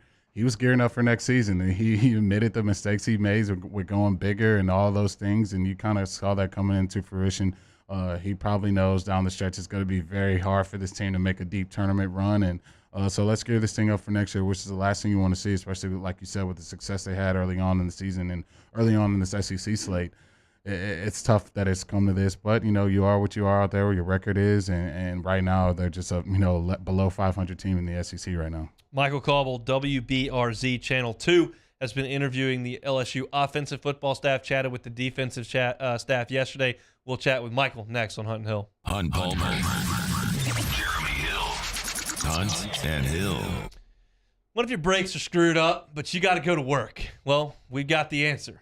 You can get to work one way or another, and Brake Medics will repair your brakes wherever your car may be. That's at home. That's your office. They are fully insured and licensed to repair your brakes on location. They will pull up in that blue and red truck. They will pull right up behind your car. They will jack it up, and they will go ahead and repair those brakes. For most vehicles, a single axle will cost you $229. Front and rear, just $450. Not just pads. We're talking about pads, rotors, all the way around. And as I tell you every single day, it comes with a 24-month, 24,000-mile nationwide warranty. You can hit them on the website, brakemedics.com. Yeah, brakemedics.com. Get your free quote today. All you do is go on their website, put the make, year, and model of your vehicle, and whatever brake symptoms your vehicle may be dealing with at the time, they'll have all those options right there on the website for you. Put your name, email, and phone number, and brakemedics.com will get back to you with a free quote today. Speaking of options, they've got financing options available to you if you'd like to pay it in installments. They've also got openings and scheduling availability on Saturday up until 6 p.m. So if you've got to get that car ready to roll on Monday, Brake Medics can do it. Visit brakemedics.com. Brake Medics, we make house calls. Our listeners fire off their opinions on the jimsfirearms.net hotline at 499-1045. Keep listening for your next chance to shoot us your thoughts with the jimsfirearms.net hotline on 1045 ESPN Baton Rouge. At All-Star Toyota, you get it all. If you're in the market for an all-new Toyota vehicle, come see our friendly and knowledgeable sales team at All-Star Toyota. Located in Baton Rouge at the corner of Airline and Goodwood, we've been serving our community since 2005 by offering a large selection of new Toyota cars, trucks, and SUVs. Get behind the wheel of your dream car and take a test drive at All-Star Toyota today. I've been doing business with Luba for 25 years. They're dependable, trustworthy. It's just the attention to detail with our clients. Our folks have years and years of experience. They're highly trained professionals. But many companies have that asset. What I'd like to think makes Luba a bit different is that we use those talents in a way that truly is dedicated to serving the needs of the folks who depend on us. Are you a licensed contractor? There's lots of good contractors in Louisiana doing work the right way, but unfortunately, too many unlicensed contractors are working outside the licensing requirements. Working as a contractor in Louisiana requires a license for the company doing the work. The Louisiana State Licensing Board for Contractors wants to help you get licensed to allow you to conduct work legally. It's not difficult to get the license. We can help you. Go to lacontractor.org for more information. Licensed contractors, it's the law. There it is, the extra mile, on the border of expected and extraordinary, for those willing to go further, like vans customized for work or play, with safety and tech to keep you connected, supported by a 5-star sales, service, and finance team, and backed by the 1-star you know. So go the extra mile. It's never crowded, because so few have what it takes to go there. Mercedes-Benz Vans. To the heroes who are working tirelessly to care for our communities, we thank you. We will never forget the countless hours you dedicated on the front lines, choosing to risk your own health to fight for our friends, neighbors, and family members. I mean, you guys are out on the front lines fighting it. We are grateful for your heroic acts and unwavering spirit. Together, we are overcoming this adversity and make our state healthier and more vibrant again. Ochsner Health. Eli's always been into grilling. It took us a while to see it, but the signs were there. What are you doing, Eli? I knew grilling was my thing. I have been talking about it throughout my career. Happy with the results? I am. Got the new grill from barbecueguys.com. It performed great. My advice, as I always told my boys, do more of what you're born to do. Barbecue Guys, for those who were born to grill. You want cheese on your burger, Pops? I'll take it. Very here. Join Tommy Chrysan, Skip Bourbon, and myself for Hold the Rope with Skip and Keno this Sunday from 7 to 9 p.m. when our guests will be John Brady from LSU Basketball and Ken Trahan from Crescent City Sports. Hold the Rope, Sunday, 7 to 9 p.m., 104.5 ESPN Baton Rouge.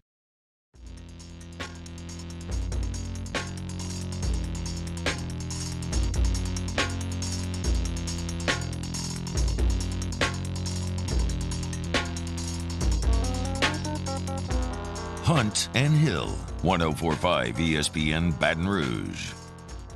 Have an hour left here with you on a Thursday edition of Hunt and Hill.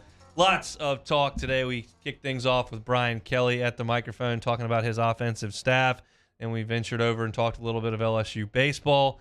Spent the first 30 minutes of this hour talking LSU basketball as they went up to Kentucky and lost 71-66. I want to remind you our Citizens Bank poll question of the day still active. What's your favorite part of Mardi Gras?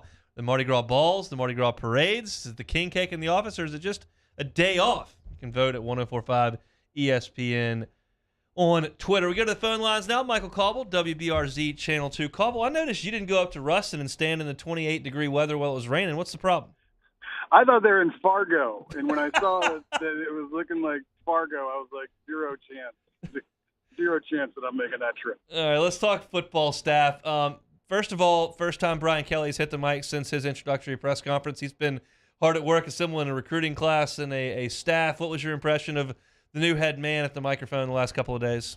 I mean, I think he's been great. He's, that's the thing. We'd like to talk to him a little bit more because he's pretty, helpful, insightful, and funny.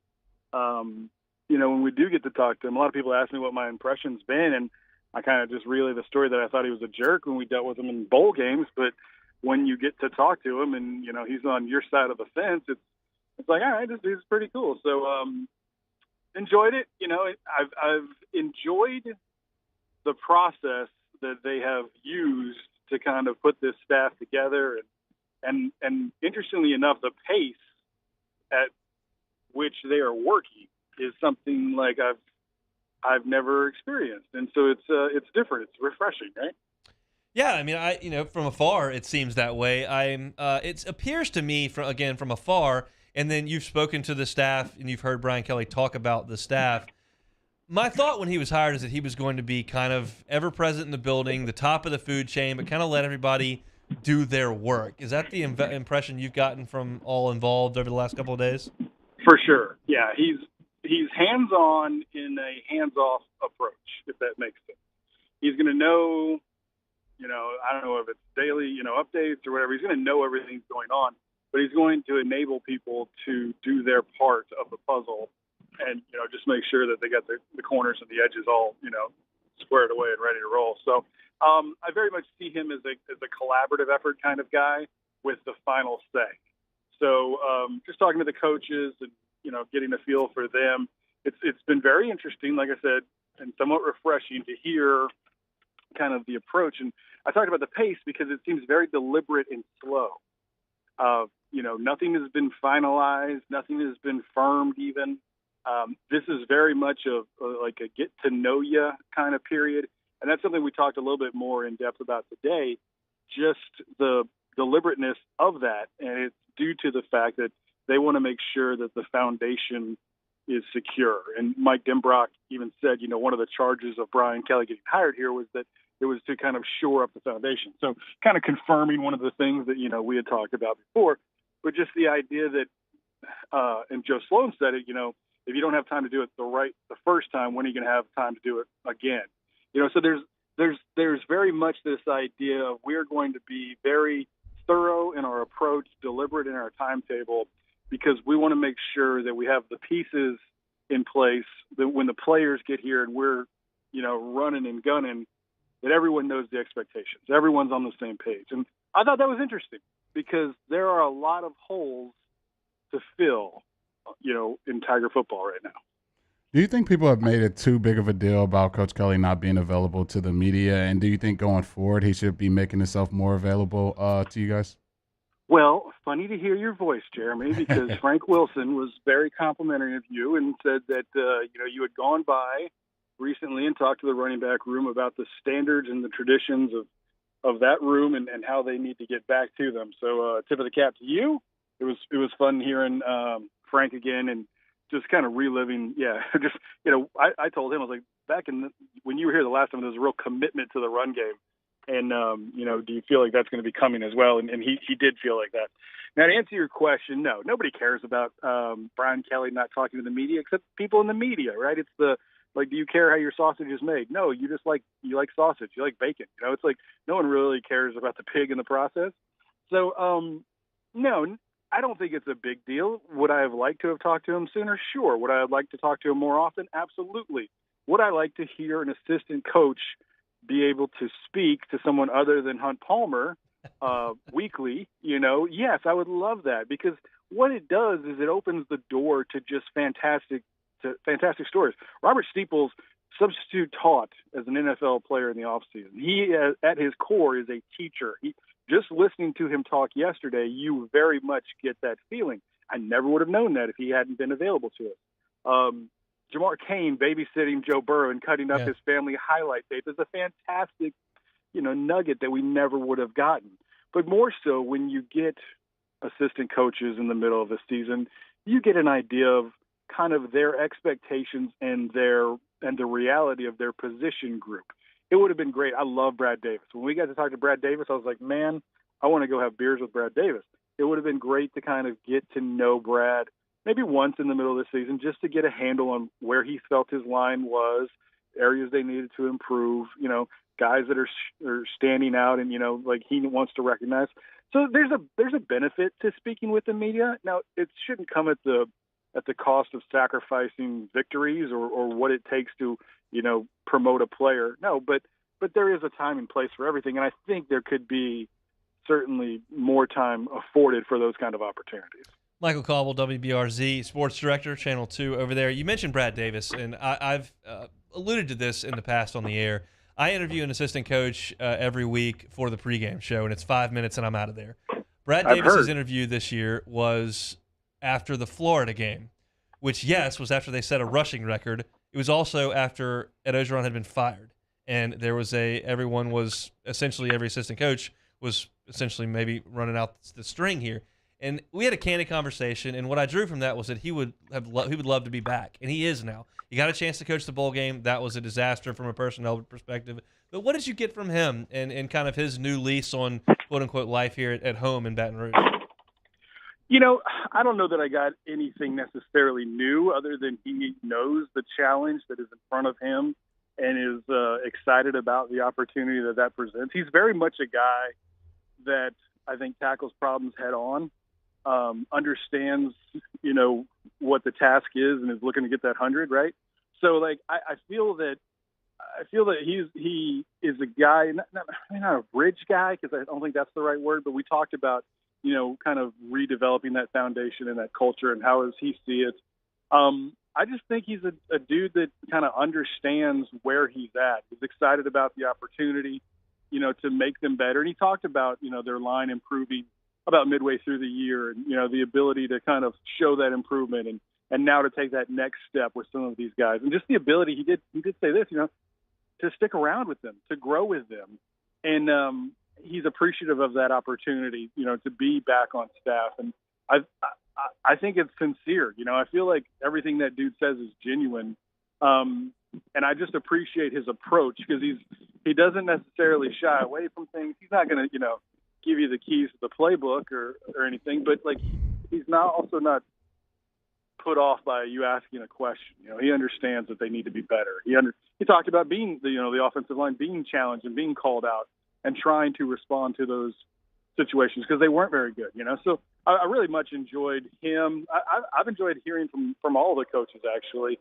And again, I just think the thing that I'll take away from that is the foundation being led and kind of with a teacher's heart, if that makes sense. And these are things that we don't talk about really in football. We think about how often you come away from a press conference and thought, man, this guy's a teacher, but that's what it is. Even Frank Wilson, joked today that he used to be a science teacher. So it's a very different approach. I understand why they're doing it, and I hope it pays off, because they're being intentional and deliberate in the time that they're taking to do it. I hope it pays off, before they ever hit the field. And then once they hit the field, that they're guns a-blazing, ready to roll. So our job here is to give the people what is most interesting to them. Obviously, your job as well. If I gave you one story over the next 3 months, would it be the end of this men's basketball season? Would it be the end of this women's basketball season? Gymnastics, Jay Johnson, spring football. What is most interesting to you on campus the next 3 months?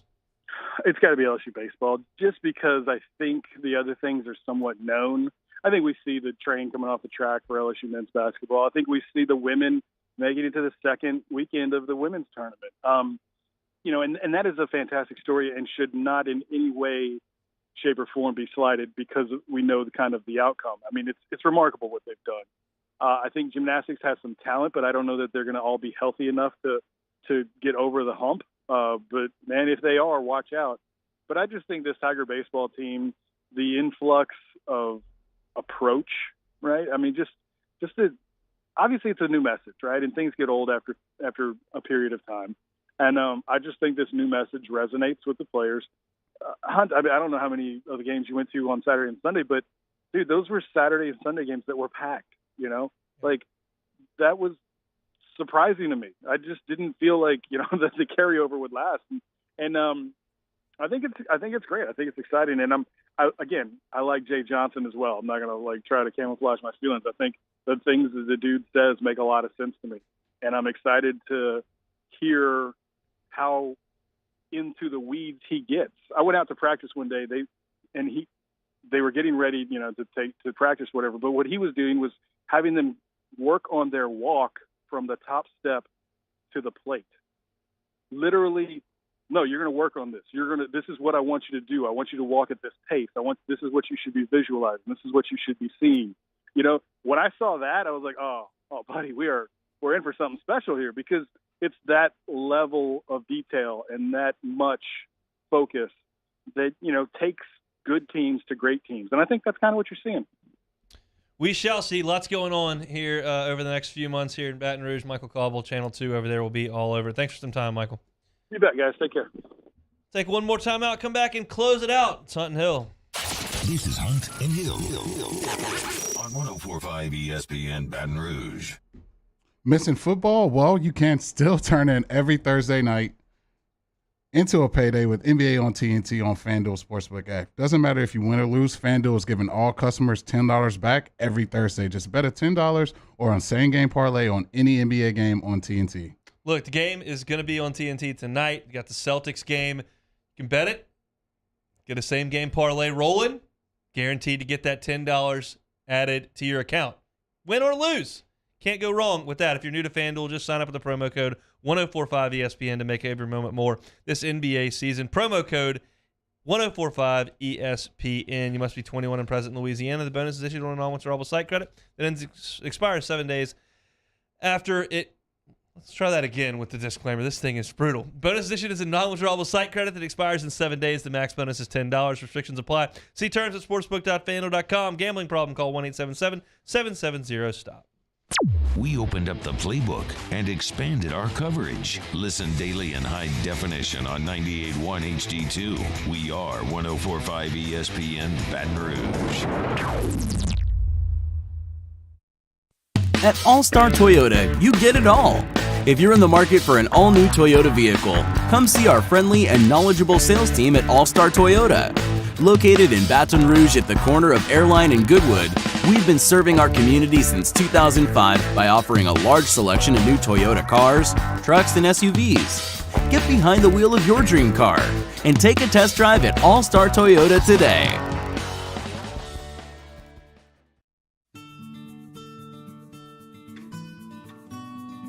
This is a house call. This is a follow-up appointment. This is a diabetes checkup. This isn't just more convenient care, it's more advanced care. This is innovating healthcare at Louisiana's #1 hospital, Ochsner.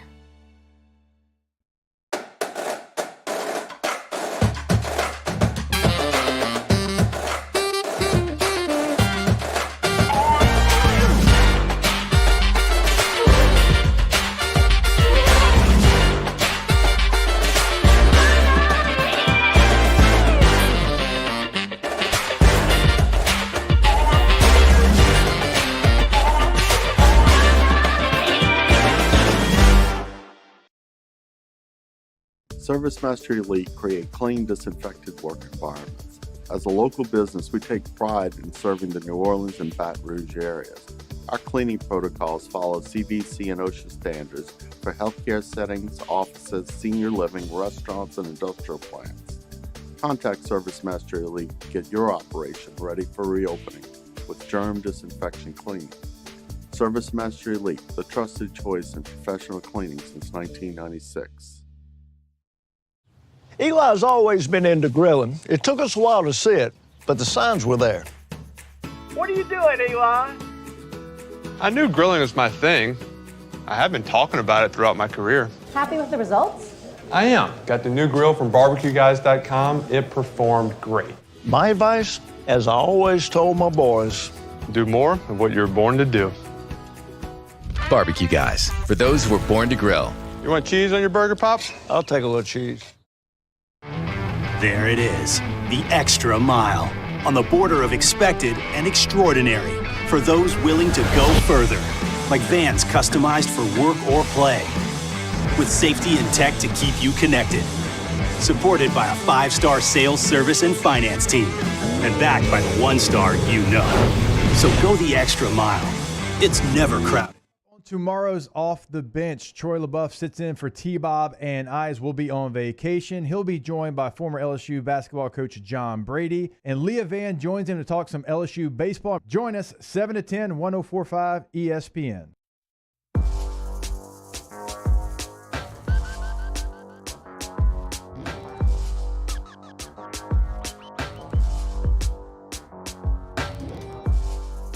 This is Hunt and Hill on 104.5 ESPN Baton Rouge. Citizens Bank poll question of the day today. What is your favorite part about Mardi Gras? Your options were parades, Mardi Gras balls, king cake, or just a day off. Let's go to the votes and see how it shook out. Last place, not a single person voted for Mardi Gras balls. You don't like to put on a tux, have some drinks, get some dancing going out there? This is a lame crowd that's voting. In third place was parades. Nobody wants to go out and have fun getting beads and having some drinks, bringing the kids out. Nobody wants to do that either. That's 21%. Third place is king cake. Look, I like king cake as much as the next guy. It's not as much fun as a parade. I guess people like take part in some king cake. That's 33%. And most of you, the favorite part about Mardi Gras is getting a day off, 47%. Lazy bums listen to this show voting on Twitter. Speaking of that, are we going to be off next week? No, we're not off for Mardi Gras. Actually, Jimmy and Charlie have always taken Mardi Gras off when they were doing Sports Today, and I used to always sit in on Mardi Gras for Sports Today on Monday and Tuesday. I did it for like 4 years straight. So we'll see if those guys are working. But apparently everybody just likes a day off. Nobody wants to go have fun at a parade. Literally no one wants to go to a Mardi Gras ball. Give me a day off on the couch from work. That's what I'm here for. So that's our Citizens Bank poll question of the day. Let's do some take it or leave it, Mr. Hill. Let's do it. All right. Jeff Goodman of WatchStadium.com says Frank Martin of South Carolina and Tom Crean of Georgia, they're on the hot seat based off their program's performance this season. Are you taking or leaving? USC and Georgia will be in the market for a new head coach next season. I'll leave it. I don't think South Carolina's going to pull the plug on Frank Martin. It's been a terrible job. He's got them competitive every year. They've only made the tournament once. I get it. And that it's just a hard job, and they've been competitive. It's not very good. Georgia's got to move on from Tom Crean. If we're talking about the SEC, I'm looking at Columbia, Missouri far before I'm looking at Columbia, South Carolina. They got the wrong Columbia on there. We'll see Cuonzo Martin's team coming in here in 2 days. That's where I would be looking for sure on that one. Troy Aikman is leaving Fox for ESPN. They're going to pay him a pretty penny. Sounds like he's headed to the Monday Night Football booth. Troy Aikman, is he going to bring Joe Buck with him for Monday Night Football? Take it or leave it. I'll take it, man. I know a lot of people. I know a lot of people have some disdain for my boy Joe Buck because of his Randy Moss comments. Disgusting act by Randy Moss, but it's Joe Buck and Troy, man. I think you think about Fox Sundays on NFL. Think about those two guys, and I think they can bring that to ESPN. So I'll definitely take that. I'll take that one right there.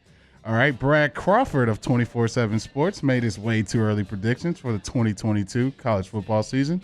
Fighting Tigers of LSU, 4th place in the SEC West, with an 8-4 record. LSU football over 8 wins next season. Take it or leave it. What month is it? February? I'll take it. Absolutely. Give me 9 wins in February all day. I have no reason to be negative in February. It's going to be tough. They got a lot of holes to replace. There is some talent. We'll get into that as the day comes. But as we sit here in February, I'm taking over 8 wins. That's where I stand there. Adam Schefter says Jimmy Garoppolo is not a lock to be traded this offseason by the Niners. Niners going to bring Jimmy G back. Take it or leave it. I'll actually take it. I'll take that. I think with him having one more year on his contract, and Trey Lance not being as far ready as they would have hoped and would have thought, especially being a Division II guy, a rookie, that's a big change of competition level. So I think with them, you look at it, Jimmy G, you may not think of him as an elite quarterback, top 5 quarterback in the league, but all he's done is take this 49ers team, when healthy, to a Super Bowl and to an NFC Championship game. So I think if he has one more year left on the deal, you probably don't get the compensation you want as far as draft picks back for him. I think why not? Run it back one more time, see if you can get to a Super Bowl. If not, then you move on with Trey Lance. All right. One more. Last one here. MLB deadline to miss games will be February 28th, with the spokesperson from the league stating players that miss games will not be paid. Are you taking or leaving? Trade the MLB will get this done before the deadline. I'm leaving it. I don't think there's any way. They are so far away on this competitive balance tax, which is the luxury tax, and the players want it so much higher, and the owners are not willing to do it. I think they're going to meet them on the minimum salary eventually, but they're just not willing to inflate this competitive balance tax, and all that is for is to pay the great players more money. And the owners are not willing to create these massive deals and get them even bigger than they are. They're not going to get this thing done in 4 days. That's not going to happen. By everything I've read, unless one of these sides massively capitulates and lays their cards on the table, it's not going to happen. It makes me sick. I've already booked a trip up to Chicago for August the 4th, so I'm assuming we'll have things figured out by the beginning of August, but it's really, really sad. It's a sad, sad situation for all the fans. I realize that the players are competing for their livelihood. The owners have their business. I side with the players because the owners are billionaires and can sell the team whenever they want for over $1 billion, and I just don't have any sympathy for you haggling over this money. You shouldn't get in the business then. But it's sad. It's a sad spot right now. Loaded show today. It's been a lot of fun. If you missed it, 1045ESPN.com or on YouTube. We opened things with Brian Kelly at the microphone and reacted to his press conference. We talked about baseball at 12:30. At 1 o'clock for about 30 minutes, we talked to LSU and Kentucky and big picture for this team. And Michael Cobble, who had just sat down with the LSU offensive and defensive staffs, joined us at 1:30. So you can catch all that on demand. That's going to do it for us on a Thursday. Matt Moscona will drive you home 3 to 6 on After Further Review. Jimmy Ott's Game Time from 6 to 8. Mario and Musso have your early line coming up next. Excited for a Friday show tomorrow, getting you ready for baseball and basketball. Have a good Thursday evening, everybody. It's Hunt and Hill.